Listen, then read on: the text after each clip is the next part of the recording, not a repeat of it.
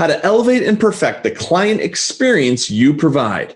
The best coaching does not change what is already working. It introduces small hinges that swing big doors with major improvements to launch you forward.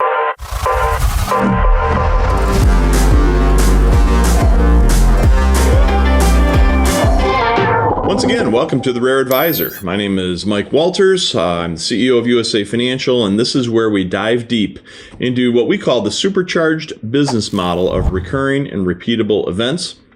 I always love spending time with Steve Phillips. Steve heads up our protocol group, which is our consulting arm here at USA Financial. And Steve, I think one of the things I just like to jump in first of all, because in this environment, I've talked to so many different advisors. Everybody is kind of knocking down the hurdles. They're getting over all the challenges that have been going on in the year 2020. And I know many of them, in fact, the majority of all of our top advisors has reached out and has been working with your team, the protocol team here at USA Financial. But the one thing I always hear back is they know they need to get that ball rolling, but they don't really know where to start because sometimes it's just so overwhelming. There's so many areas of expertise that your team is bringing to the table these days. But I know that you have some thoughts on kind of what's the correct approach, kind of the step-by-step approach to go through in terms of where you start first, where you go second, and then kind of make the rest of the dominoes fall. So I'd be really interested in hearing your own words about if you were in the advisor's shoes and you were stepping up to the table with protocol, what order of things would you do, and maybe even just how you would describe all that? Yeah, you know what, Mike, thanks. Great question. And, we've been on introduction calls where advisors will jump in with us and I can sort of see them glaze over. We're not the first group that has said, hey, we've got a consulting program. Yeah. They're always thinking, oh, it's another 12 hours a week of work, So we do break it down. It's a great question. What does good consulting do? Number one, perfect and elevate the client experience you provide. I could stop right there and let every advisor think about that for a minute and how many things go into that. Perfect and elevate the client experience you provide. Create professional contrast. Those are two big ones. Mike, it's the end of 2020. We're going into 21. It just gets more and more. You know what? We talked about mergers and acquisitions and the industry seems to be shrinking. And while it does, is it not the most competitive we've ever seen in our 30 years together? It's crazy town. So create professional contrast, goes back up the ladder. Perfect and elevate the client experience you provide. So it really resonates. Here's what that leads to. I'm a huge fan of processes, acquisition, appointment processes, all of those types of things. Acquisition meaning acquiring assets and clients. Yeah, well, assets and also client acquisition. And thanks for the clarification because we know that there's two sides of that. I've said the number one thing that professional contrast and elevating the client experience should do is duplicate your best clients. Sure. Better yet, compel them to duplicate themselves. And the fourth thing then is restore order and liberation to your life and your practice.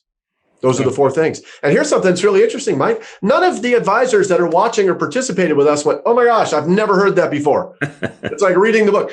I think of Bill Lacasse, we've spent so much time with the SRG team. Bill told us right off the bat, I know all this. I've done all this for 30 years. I believe it. He has. Right. One of the things we did was put it in order. And so now that can be handed down. It becomes a succession, a valuable thing. So now he has a business. Go ahead, Mike. I was just going to say now he has a business because if you bring order to it and you have systems and processes built around it, now you're not running a sole proprietorship anymore. Now you're actually running a business, and that creates value. And someday down the road, if you do want to do an M&A deal or you're looking to transition out of the business, now your asset of your business has got great value in the marketplace if you ever wanted to sell it. So great. What a great. And here's another twist on business, Mike. How many years have we heard advisors say, I'm building my book, building a book? What does that even mean? Yeah. What does that mean? And what I've learned from you is so we transition from building a book to building a business. And then what happens? Because if you have a book, is that saleable? That's like what you've always said. I don't want to buy your job. Right. I want to buy your business. Exactly. So let's not build a book. Let's build a business. And those four components are profound. And unfortunately today, building a book, to use that old term, it isn't always that valuable if you're building it incorrectly, because in today's environment, if you are heavily laden on the transactional side of the business, the front end commission side of the business, you can make a good living there, but you're not building an asset within your business. You really need to start getting into the recurring revenue side, the assets under management side, all these other things, because now that's what turns a sole proprietorship into a practice and then ultimately into a business. Yeah, correct. And, so the challenge from there, then building the business, is ultimately we have to be able to communicate some fundamentals to clients. And so when we talk to advisors, the whole idea of building the business and all of the things, and I think that we mentioned this in a previous conversation we had, so many. Actually, I think every client that we've ever had the privilege to speak with or learn from or whatever has said, I really have no idea. And every advisor answers the question this way. Do your clients fully understand and appreciate everything you can provide? Most of the time, Mike, I don't even get through the question. The advisors go, heck no way. And they'll laugh. And they'll go, seriously? Well, it's sort of a throwaway, but it ought not to be. It doesn't have to be. So one of the things that we do when we kind of find out where an advisor is we ask them in simple terms, write down your whole team, write down everything that you can provide, everything. Right. You send birthday cards, you have a Christmas get together, it's Thanksgiving, you've got all products and services and review meetings and proposals and all the things. How many things can that be? Right. So that's where we start. Because if we're going to perfect and elevate the client experience, Mike, then we have to overcome another barrier to entry, which I call store blind. If you're always operating inside the store, you don't really know what the client experience is. Right. So let's write down all the things you can provide. And then let's think about that. How many of those things are relevant? You know what the average is? It's about 65, 67 things. Yeah, it's crazy. That a good firm can provide. And it's so important because what people forget is that we are in a dramatically different business from the vast majority of the rest of the economy, because we are in an intangible business.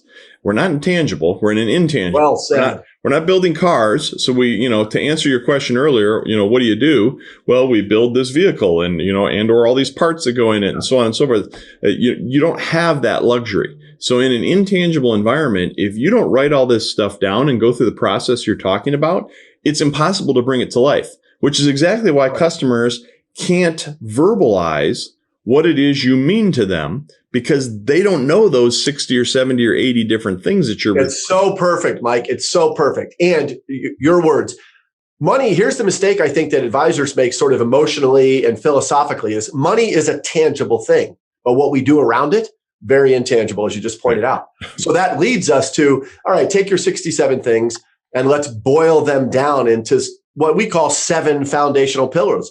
Most advisors do wealth management, risk management. They have a tax planning partner. They might have an estate attorney or a legacy planning partner, and they do these different things. Right. So we want to start to overcome the brain box of, gosh, how many things do I have to remember? And here's where I'll tell you, Mike, the words really do matter. We have found really good advisors just by a minor twist of a word, a half turn of the screw. They're already doing things really well. Suddenly, the practice just overcomes this plateau and off it goes. Yep. And we want advisors to be real savior clients. We do all these things. We were stunned at how many things we could do. And you know what we realized? At any given time, most of it's not relevant to you. It just isn't. But our experience tells us, as time goes on, your life is going to unfold and your needs are going to evolve. And as that happens, everything that we do in our firm will become relevant. And when it does, we know how to apply it. Those are the 7 pillars. And then I want the advisor to recognize even that's too much. Yep. So what we do first is help our advisors create a proprietary and personal process. And at some other time, we can talk about how we do that. We're not selling them. At USA, we're not selling you a process and giving it a name. You're going to give it a name. We walk you through a specific process to do just that. Yeah. And that becomes, Mike, as you said, it's the tangible. Right. I can call it all something. I can put a handle on it. I don't have to worry about, Mike, that you do some legacy planning. That doesn't concern me for years to come. But now I know that you have the horizon formula or whatever you call it. It's a process that has all that. Let's make it tangible. Right. And so from there, then we really want advisors. And this is where the consulting really gets. And again, it's not rocket science.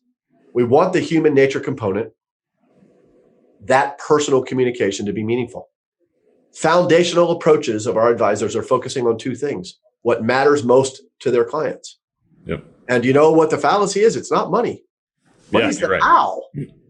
I get it. You take it seriously. You should. You're obligated to your clients. You act in their best interest always. It's deeply meaningful to you as a firm. But what the issues are about are their family and their occupation, their recreation. And every time we talk, we mention those. And I imprint that over and over and over. Talk about what matters most to clients. And in this past year, Mike, in 2020, let me tell you something. There's nothing more topical than what's going on with my family and all of that. And then here's the thing that we heard from clients. The thing that bugs them the most is not market conditions and all, but what bugs clients the most is things that appear out of their control. And you think the pandemic stands out as just obviously a historical thing. But I can tell you from experience that when the pandemic is in the rearview mirror, and one day it will be, we know that, that's how history goes, clients will still tell their advisors, there's something that I feel is out of my control. Mm-hmm. And so with a minor twist of communication, we help our advisors communicate to their clients what you can control. A philosophy, an enlightened philosophy around everything financial. A planning strategy that keeps moving and keeps changing and stays fluid and dynamic because that's what life does. And then a focus on the process and, as you said, the tangible. Right. And so where those two things overlap, we get to share with clients, that's where we live. What matters most to you, what we can control. And in the middle, that's where we live. Now, obviously, we've had occasions to take deeper dives, and I know that we will again in a future call, but that's foundational. That's the high-level consultative approach. Take the intangible nature of what you do and make it tangible to your clients. Yeah. And then communicate to them what matters. Family, occupation, recreation, what you can control. And you know what, Mike? I'll say this as a closing comment. I get it. I've been in the industry a long time. You and I have been side by side for a long time. And I know there are a lot of other practice management, consulting. It's what I would tell you, and this is what I share with advisors. If I was an advisor, I'd want to know, number one, what are advisors just like me doing with this stuff? We certainly have the body of work to share with USA advisors, from USA advisors that are doing it. Number two, and this has been a real gift to us in the last 5 years, what do clients say about it? Wouldn't you want to know before you got into a practice management thing, Mike, how the general public or your clients might respond to these things? Sure. That's what we provide. Yep. And that gives us direction. So that's awesome. Well, one of the reasons that it all fits together so beautifully too, Steve, and we've never really talked about this, but the reality that, you're zeroing in on what can be controlled, because the reality is the vast majority of things cannot be controlled. Yeah. And so people are always coming to the table, whether it's during a pandemic or whether it's under, quote, normal conditions, and they still generally feel like they have very little control. And by honing down what they really do, in fact, have control of, then some of the other influences start to fall in place. And so, and I know this starts to get a little theoretical, but the reality is there's only three things you can control. You can control your intentions, your actions, and your reactions. Yes, everything else is a derivative of those three things. So when the advisor comes into play and creates the plan and identifies what's important to their customer and starts walking them down this path, some of it is really, it's just the crystallization of the intentions.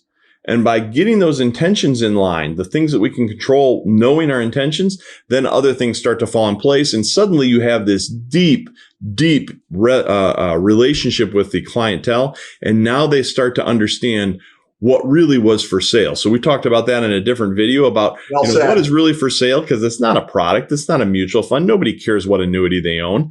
What they care about is, can they trust you touching their money, and can you walk them through this process of life as it intermingles with the money? And two things really quickly, Mike, that what you just hit on is a focus from our consultative approach, and then really for advisors to clients. It's never about what it is. It is always about what it does. And you just said that. Nobody cares about what annuity they have. They don't even know. They don't know the difference between carriers or how so that's really key. Not about what it is, it's what it does. And the last thing I want to, we mentioned in a previous video that we did together, the crash in 08, 09. That was some clients really felt, man, that's out of my control. so many things going on in the crisis that were out of my control. And you look at it again here now, the pandemic, out of my control, a whole new batch of things. Nobody worried really. People did worry about families, obviously in the crash, but in a different way. So your point about life goes on. There's always something that clients feel is out of their control. So if we focus on what we can control, professional contrast is evident. Exactly. So again, as always, we hope you subscribe. We hope you like the things that we're talking about. But more importantly today, if your practice needs help in this area, reach out to Steve and the protocol team here at USA Financial. We'd be thrilled to help you. That's what we're here for. That's what we do every day, whether there's a pandemic or there's not a pandemic. This is where we're delivering. So thanks, everyone. Steve, thanks for the time again, and we'll be back again together soon. Thanks, Mike.